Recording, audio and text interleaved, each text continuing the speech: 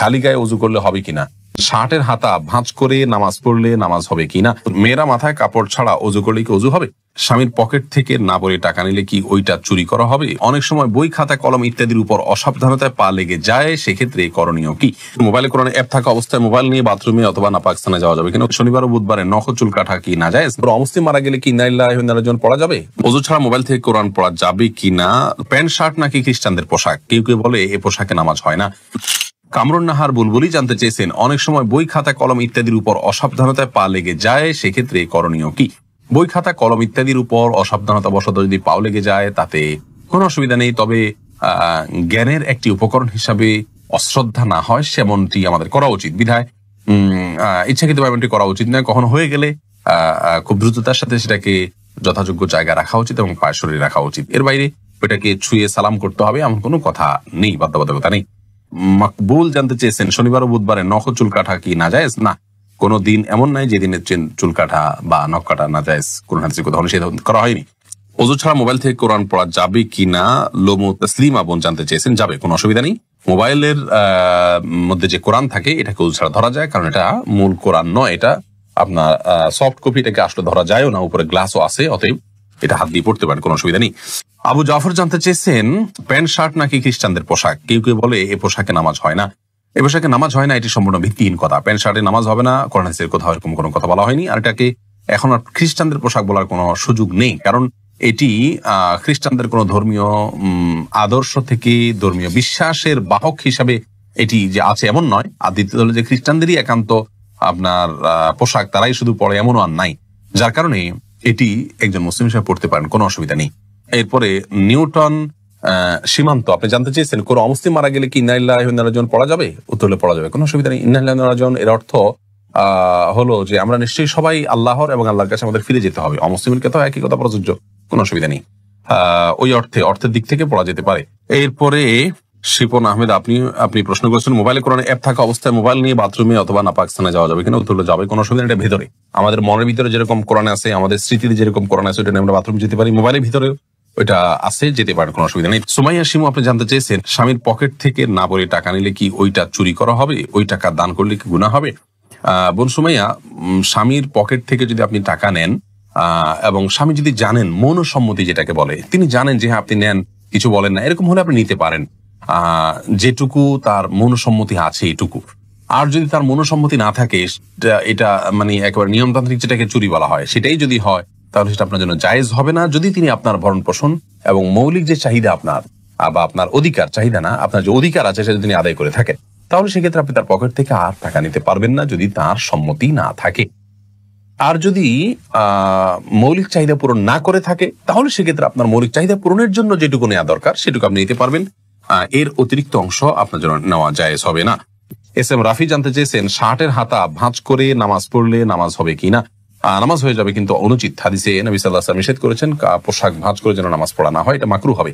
সাকিবুল হাসান জানতে চেয়েছেন, মেয়েরা মাথায় কাপড় ছাড়া ওযু করলে কি ওযু হবে, মাথায় যদি কাপড় ছাড়া ওযু করেন আপনি, তাহলে সেক্ষেত্রে আপনার ওযু হয়ে যাবে, ওযুর জন্য মাথা কাপড় কোনো জরুরি না। এমনি মাহবুব ইসলাম জানতে চেয়েছেন, খালি গায়ে ওযু করলে হবে কিনা, ওযু করার সময় দোয়া আছে কিনা, ওযু করার সময় শুধু বিসমিল্লাহ বলে আপনি ওযু করবেন, বাস যথেষ্ট, আর কোনো দোয়া পড়া জরুরি না, আর মানে খালি গায়ে ওযু করতে পারেন, কোনো অসুবিধা।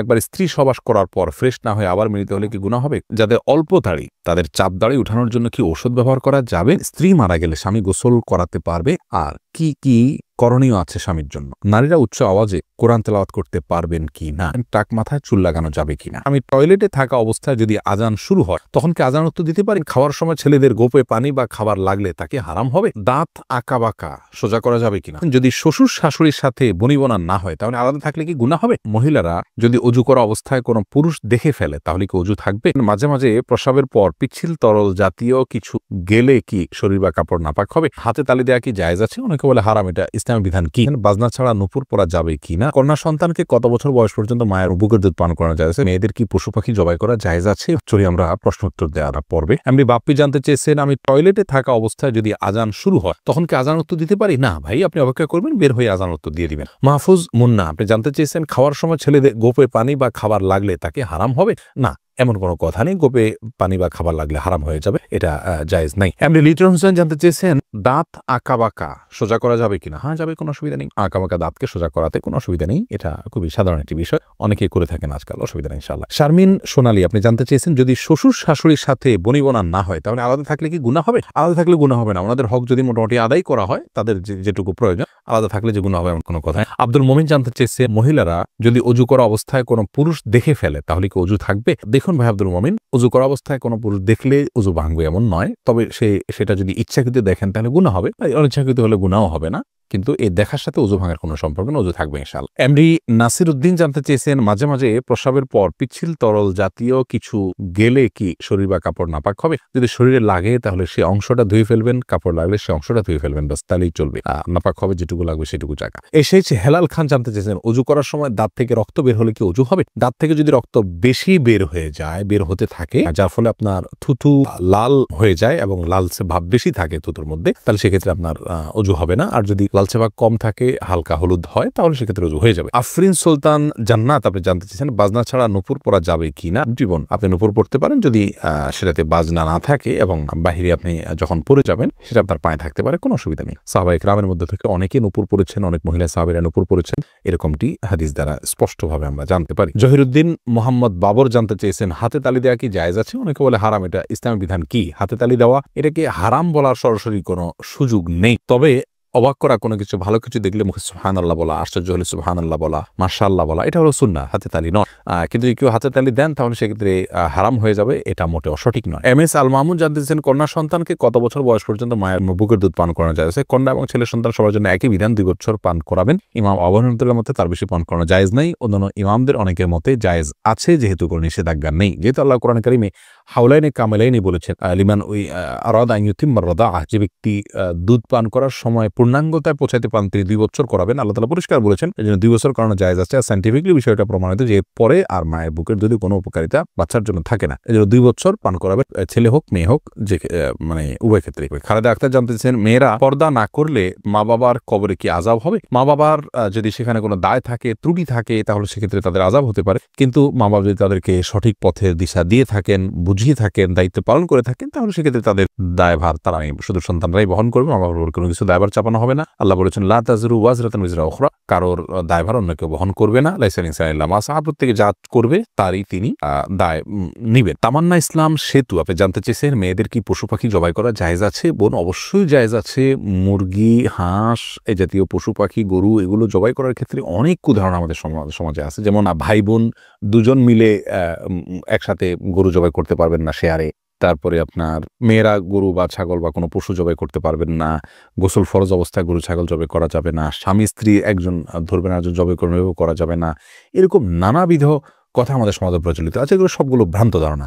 ছেলেরা যেমন জবাই করতে পারবেন, মেয়েরাও কিন্তু সেভাবে আপনার জবাই করতে পারবেন, কোনো অসুবিধা নেই। জবের যে শর্ত আছে বিসমিল্লাহ আল্লাহু আকবার বলে জবাই করে ফেলবেন। রবিউল ইসলাম জানতে চেয়েছে কোনো কিছুতে পা লাগলে সালাম করা কি জায়েজ? না ভাই, কোনো কিছুতে পাও লাগলে সেখানে হাত দিয়ে সালাম করতে হবে। হাত দিয়ে যদি সালাম হয় না, পা শুয়ে এটাকে সম্মান করতে কোনো কথা নেই। কিন্তু আমাদের সমাজ যেহেতু পাও লাগাটাকে অসম্মান মনে করা হয়, এটা ওরফ, আর ওরফের একটা এতেবার এবং গ্রহণযোগ্যতা ইসলামী শরীয়তে আছে, যার কারণে কারোর গায়ে পাও লাগলে সেটা লাথি দেওয়ার সাথে কিছুটা সাদৃশ্যপূর্ণ হওয়ার কারণে আমাদের সমাজ এটাকে দোষণীয় মনে করে। আরবেনরা দোষণীয় মনে করে না, তারা জন্য পাওয়া লাগলেও এটাকে কিছু মনে করে না। তো আমাদের সমাজে যদি দোষণীয় মনে করা হয়, সেহেতু যার কাছে যার গায়ে পাওয়া লেগেছে তাকে যদি আপনি একটু টাচ করে আপনি আসলে পাওয়া লাগাতে চাননি, হাত লাগাতে চেয়েছেন অথবা অশ্রদ্ধা করতে চান, এটা বোঝাতে চান, তাহলে সেটা ঠিক আছে, এটাতে দোষের কিছু নেই। তবে এর মানে এই নয় যে তাকে আপনি সালাম দিবেন। ভাই রাশেদুল ইসলাম রুবেল আপনি জানতে চেয়েছেন টাক মাথায় চুল লাগানো যাবে কিনা, এ ব্যাপারে ইসলামের কোনো বিধিনিষেধ আছে কিনা। ভাই রাশেদ, টাক মাথায় চুল, আলগা চুল লাগানোর ব্যাপারটি একজন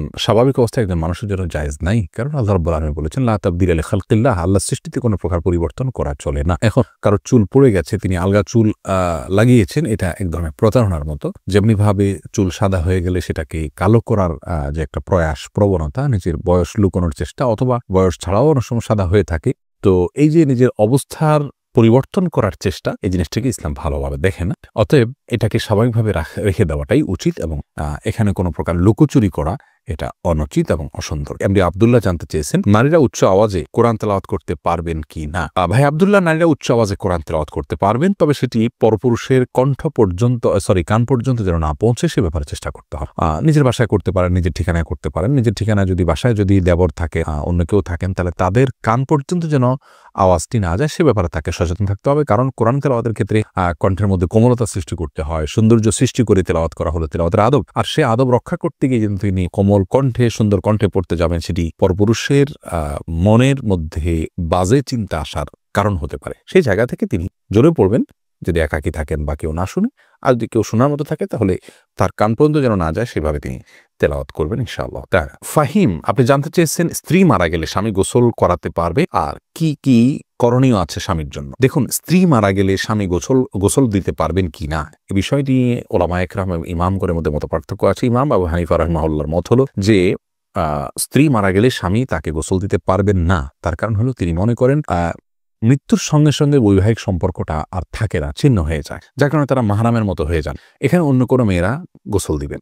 যদিও অন্য ইমামদের অনেকেরই মত হলো যে না, বৈবাহিক সম্পর্ক মৃত্যুর মাধ্যমে ভেঙে যায় না, বরং বৈবাহিক সম্পর্ক তালাক না দিলে সেটি কিয়ামত পর্যন্ত বরং চিরকালের জন্য, অনন্তসীমকালের জন্য এই সম্পর্কটা হয়ে যায়। যার কারণে তাদের দৃষ্টিকোণ হলো যে স্বামী তার স্ত্রীকে গোসল দিতে পারবেন, স্ত্রী তার স্বামীকে গোসল দিতে পারবেন। তো এক্ষেত্রে যদি ভিন্ন কোনো ভালো মহিলা থাকেন যিনি গোসল দিতে পারেন সেটা ভালো, এবং এক্ষেত্রে কোনো অসুবিধা নেই। জোনায়েদ, আপনি জানতে চেয়েছেন যাদের অল্প দাড়ি তাদের চাপ দাড়ি উঠানোর জন্য কি ঔষধ ব্যবহার করা যাবে। ভাই সাইদ জোনায়েদ, ঔষধ ব্যবহার করে দাড়ি উঠানো এটা যদি স্বাস্থ্যের জন্য ক্ষতিকর হয়, ক্ষতিকর হওয়ার কথা স্বাভাবিকভাবে, যদি ক্ষতিকর হয় তাহলে কিন্তু এটা করা জায়েজ নাই। আল্লাহ রাব্বুল আলামিন বলেছেন, ওয়ালা তালকু বিআইদিকুম ইলা তাহলুকা, তোমরা নিজেদেরকে ধ্বংসের দিকে, ক্ষতির দিকে ঠেলে দিও না। অতএব এমন কোনো ঔষধ ব্যবহার করা যাবে না যে ঔষধ ব্যবহার করলে আমাদের ক্ষতি হতে পারে। আর যদি কোনো প্রকার ক্ষতি না হয় তাহলে সেক্ষেত্রে দাড়ি গজানোর জন্য তিনি যদি কোনো মেডিসিন ইউজ করেন, করতে পারেন, কোনো অসুবিধা নেই। তবে মনে রাখা উচিত আল্লাহ রাব্বুল আলামিন তাকে যেভাবে সৃষ্টি করেছেন সেটার উপরে সন্তুষ্ট থাকা, এটার মধ্যেই কল্যাণ নিহিত আছে। চাপদাড়ি বা গালভর্তি দাড়ি হলে অনেক সুন্দর দেখা যাবে, সন্দেহ নাই, কিন্তু আল্লাহ রাব্বুল আলামিন আমাকে যেভাবে সৃষ্টি করেছেন, আল্লাহর এই ফয়সালায় সন্তুষ্ট হয়ে যাওয়া, এটার ভেতরেও কিন্তু এক ধরনের তৃপ্তি আছে, এর মধ্যে এক ধরনের শান্তি আছে। এই জন্য এই ধরনের পথগুলো অবলম্বন না করা ভালো। কিন্তু যদি স্বাস্থ্যের জন্য ক্ষতিকর কিছু না হয় তাহলে করতে পারে, কোনো নিষেধাজ্ঞা নেই। আব্দুল হামিদ রিপন জানতে চেয়েছেন, একবার স্ত্রী সবাস করার পর ফ্রেশ না হয়ে আবার মিলিত হলে কি গুনাহ হবে? কোনো গুনাহ হবে না। তবে মাঝে যদি অজু করে নেওয়া যায় তাহলে সেটা সুন্নাত আদায় হবে, আর না করলেও গুনাহ হবে না।